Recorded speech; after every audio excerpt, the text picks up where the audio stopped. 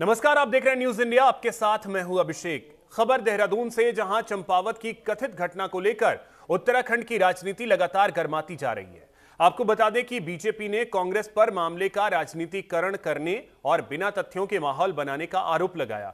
दरअसल बीजेपी प्रदेश महामंत्री दीप्ति रावत ने प्रेस कॉन्फ्रेंस कर कहा कि जांच में कई ऐसे तथ्य सामने आए हैं जिनसे कथित घटना पर सवाल खड़े हो रहे हैं, और कहा कि पुलिस की कॉल ट्रेसिंग, मेडिकल रिपोर्ट और फॉरेंसिक जांच में वैसी बातें सामने नहीं आई हैं जैसी शुरुआत में बताई गई थी। बीजेपी ने आरोप लगाया कि कांग्रेस लगातार राजनीतिक लाभ के लिए ऐसे मामलों को हवा देने का काम कर रही है और बीजेपी नेताओं की छवि खराब करने की कोशिश कर रही है।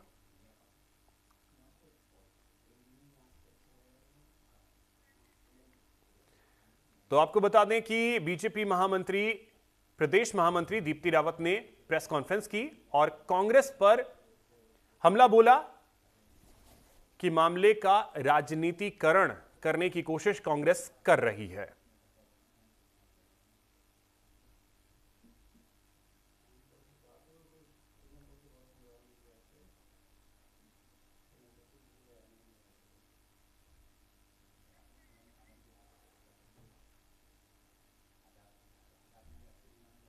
घटना जो चंपावत में होती है और उसको एक पूरा उसका राजनीतिकरण किया जाता है, और उसके बाद जब साक्ष्य सामने आते हैं तो हमें पता लगता है कि तथ्य क्या है और क्या क्या हुआ वहां पर, और ऐसा कुछ था ही नहीं जिसको राजनीति जिसपे करने की कोशिश की गई। हम सब ने देखा कि ये जिस प्रकार का कृत्य है, अगर हम बात करें हमारे प्रदेश की, हमारे देश की बच्चियों की, तो हम सब उनके लिए प्रतिबद्ध हैं कि किस तरह उनकी जो सुरक्षा है हमारे लिए सर्वोपरि है, सबसे पहले है। लेकिन अगर ऐसी कोई भी मुद्दा आता है तो उसको राजनीतिकरण करना, उस पर अपनी राजनीतिक रोटियां सेकने का अगर काम है, तो कांग्रेस लगातार ऐसे कामों में लिप्त दिखाई देती है, हम देख रहे हैं। खबर हरिद्वार से है, जहां चंपावत दुष्कर्म मामले में भले ही पुलिस जांच में साजिश का खुलासा हो गया है, लेकिन मामले की एसआईटी जांच अभी जारी है। दरअसल कांग्रेस इस मुद्दे पर लगातार सरकार को घेरने का प्रयास कर रही है, जिसको लेकर कांग्रेसी कार्यकर्ताओं ने बीजेपी सरकार के खिलाफ विरोध प्रदर्शन किया।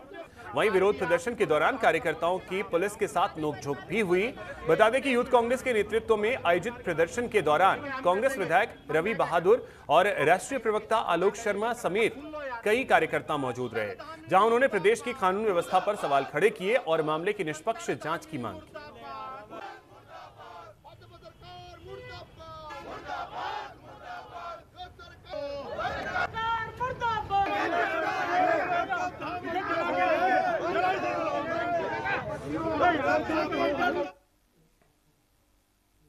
कानून व्यवस्था धड़ाम हो चुकी है।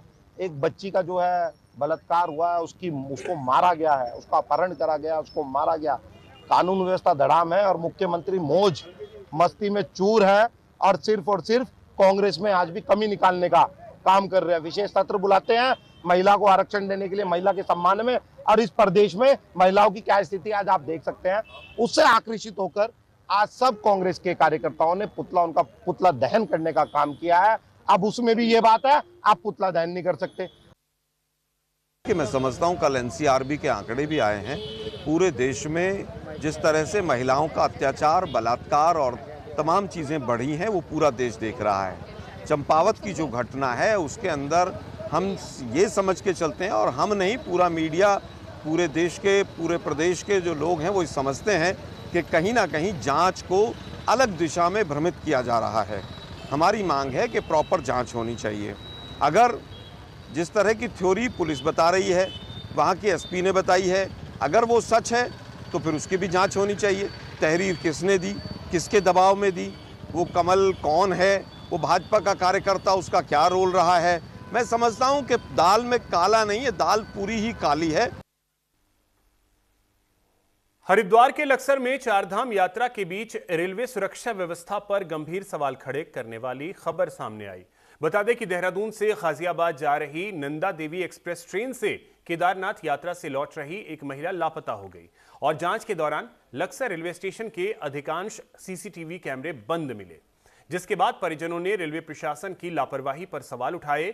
फिलहाल महिला की तलाश में पुलिस, जीआरपी और आरपीएफ लगातार सर्च ऑपरेशन चला रहे हैं, लेकिन अब तक कोई सुराग नहीं मिला है।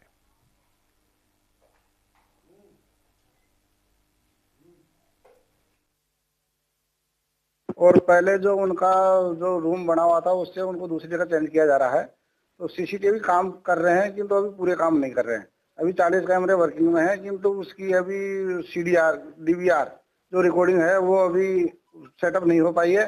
तो 24 घंटे से ज्यादा उसकी फुटेज अभी मिलना संभव नहीं है, ऐसा इंजीनियर ने बताया है मुझे अभी बात करने पे।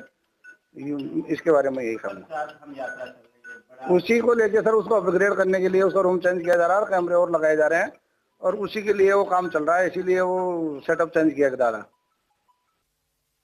मेरी कल मेरी घर की कजन केदारनाथ से दर्शन करके आ रही थी। यहाँ लश्कर के आसपास वो मिस हो गई। उसके लिए हम लोग कल से ढूंढ रहे हैं उसको। ठीक है, यहाँ हम लोग कैमरा चेक कर रहे हैं, किसी स्टेशन पे कोई कैमरा चालू नहीं है।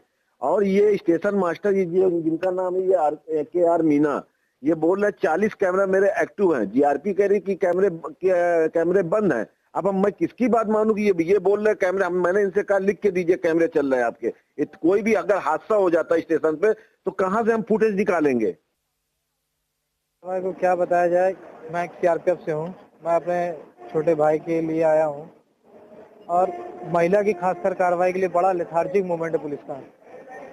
एक नई विवाहिता युवती है और आजकल आप देख रहे हैं लव ट्रैप वाला, किस तरह से हिंदू लड़कियों को किस तरह से भगाया जा रहा है, उनका शोषण किया जा रहा है, उनका लव जिहाद का आजकल लफड़ा चल रहा है इतना, मगर किसी प्रकार से हम लोग को कोई भी हेल्प नहीं मिल रही है। उसका नाम प्रज्ञा सिंह है। वो लोग केदारनाथ से मेरे दीदी और जीजा ये दोनों सफर कर रहे थे और ये देहरादून से उन्होंने ट्रेन पकड़ी थी। देहरादून से रात में 11:30 बजे 10:30 बजे लोगों ने ट्रेन पकड़ी, वहाँ से चढ़े, हरिद्वार तक दोनों लोग जाग रहे थे, दीदी भी जिया जी भी। फिर उसके बाद जिया जी की झपकी लग गई। फिर जब वो सो के उठे मुजफ्फरनगर के आसपास, मेरठ के आसपास, तो उन्होंने देखा कि वो है नहीं। तो उन्होंने थोड़ा सोचा कि बाथरूम गई होगी। फिर वो उठे, उन्होंने चेक किया, बाथरूम में भी नहीं थी। फिर उन्होंने 4-5 बोगियों में अलग अलग जगह चेक किया, कहीं पे भी नहीं थी। लोगों उठा के पूछा, लोगों से कोई आता पता नहीं चल रहा है। फिर उसके बाद हम लोग उतरे गाजियाबाद में, वो उतरे, वहाँ पे उन्होंने कंप्लेंट करने की कोशिश की, बट वहाँ से कोई उनको सपोर्ट नहीं मिला, कुछ भी नहीं मिला। नैनीताल में टैक्सी चालकों के प्रवेश पर रोक के बाद उबाल देखने को मिला है। बता दें कि टैक्सियों को मॉल रोड में प्रवेश से रोकने पर पालिका प्रशासन और टैक्सी कारोबारियों के बीच टकराव देखने को मिला।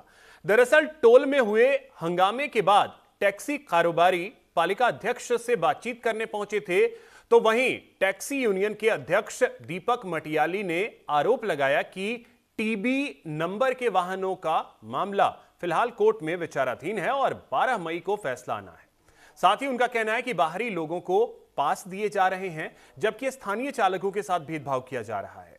हालांकि पालिका अध्यक्ष डॉक्टर सरस्वती खेतवाल ने स्पष्ट किया कि 12 मई को हाईकोर्ट में सुनवाई के बाद ही आगे की कार्रवाई की जाएगी।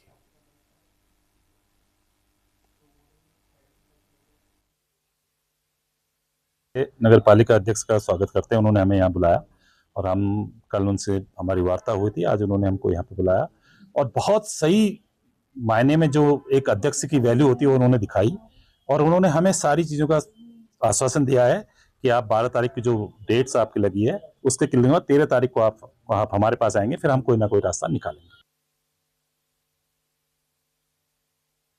मेरा कहना ये है कि अपने शहर के लोगों को जो यहाँ पर रह रहा है उसको पास देने में कोई वो नहीं होना चाहिए कि इन्हें हम पास नहीं दे सकते हैं। अब देखो कोर्ट क्या निर्देश देता है हमें। 12 तारीख को फिर से इसमें सुनवाई है, 12 मई को, तो उसमें जो भी निर्देश देंगे वो हमको करना पड़ेगा। हम तो कोर्ट के आदेशों का, उनके निर्देशों को हम उनकी अवहेलना नहीं कर सकते हैं और जो भी वो कहेंगे हम उसी को करेंगे, उसी पर चलेंगे। बाजपुर से एक हैरत में डाल देने वाला मामला सामने आया, जहां एक युवक ने घरेलू गैस सिलेंडर नहीं मिलने से आक्रोशित होकर नगर के मुख्य भगत सिंह चौक पर आत्मदाह की कोशिश की, जिससे पूरे इलाके में हड़कंप मच गया। हालांकि सूचना पर पहुंची पुलिस ने तत्परता दिखाते हुए उसे हिरासत में लेकर एक बड़ा हादसा होने से रोक लिया और काफी देर तक समझाइश और काउंसलिंग के बाद उसे शांत कराया गया। तो वहीं उपभोक्ता ने आरोप लगाते हुए कहा कि यादव गैस एजेंसी पर उसकी गैस की पर्ची कट जाने के बावजूद उसे समय पर गैस सिलेंडर उपलब्ध नहीं कराया जा रहा। हालांकि एसडीएम बाजपुर अमृता शर्मा ने बताया कि यादव गैस एजेंसी के खिलाफ जांच कर कार्रवाई की जाएगी।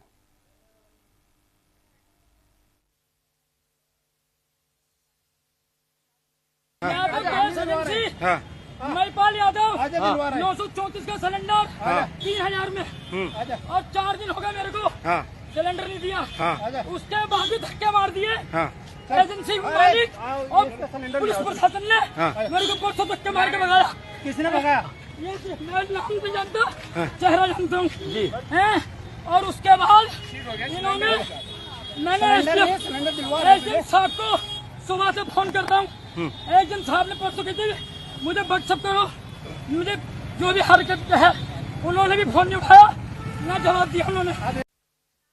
देखिए, यादव गैस एजेंसी का ये मामला है और इसमें जैसे ही ये सूचना मिली है तत्काल तहसीलदार साहब और पूर्ति निरीक्षक को अवगत करा दिया गया है कि एक बार निरीक्षण वहाँ का कर लिया जाए। पिछले 1 महीने में जो भी गैस का वितरण किया है उसकी भी जांच सुनिश्चित कर ली जाए। यदि किसी भी तरह की कोई भी अनियमितता इसमें पाई जाती है तो ठोस कार्रवाई की जाएगी।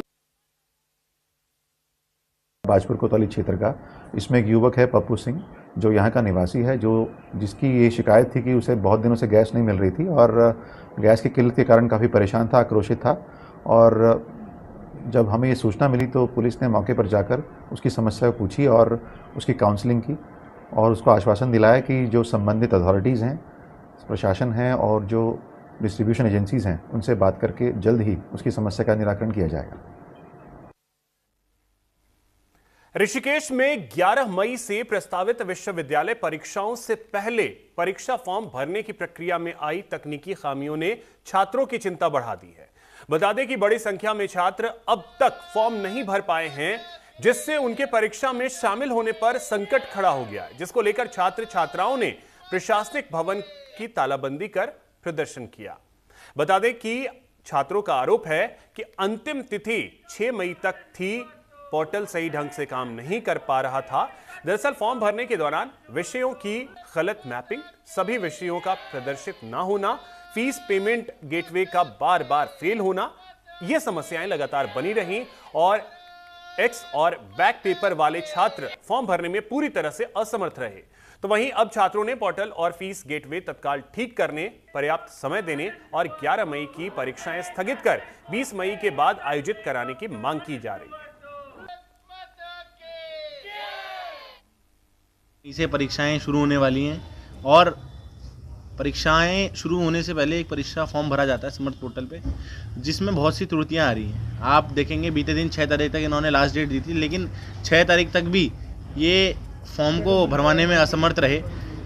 फॉर्म में अनेकों समस्याएं आ रही हैं। किसी में इनकी मैपिंग में बहुत दिक्कत है, किसी के 6 सब्जेक्ट है तो 3 ही शो हो रहे हैं, किसी बच्चे की फीस अटक जा रही है, एक्स और बैक वाला बच्चा तो फॉर्म भर ही नहीं पा रहा है। फिर 6 तारीख को हमें इन्होंने आश्वासन दिया कि हम यूजी और पीजी का 9 तारीख तक डेट करते हैं। फिर 7 तारीख को जब इनसे बातचीत हुई तो 7 तारीख को बातचीत करने के बाद सिर्फ यूजी की डेट खोली गई और तभी भी सेम समस्याएं थी। और अब कल रात को हम देख रहे हैं, कल रात से इन्होंने वेबसाइट ही बंद कर दी है। तो मेरा ये आप लोगों से सवाल है कि जो इन्होंने वेबसाइट बंद कर दी है, तो जितने जो इस सैकड़ों जो हमारी तमाम युवा तरुणाई अभी एग्ज़ाम फॉर्म भरने से वंचित है, इसकी जवाबदारी कौन देंगे? ये एग्ज़ाम में कैसे बैठ पाएंगे? आप देख सकते हो, एक छात्र अगर फॉर्म भरना चाह रहा है, उसकी फ़ीस 960 रुपये है, वो 1160 ले रहे हैं। और कोई बच्चा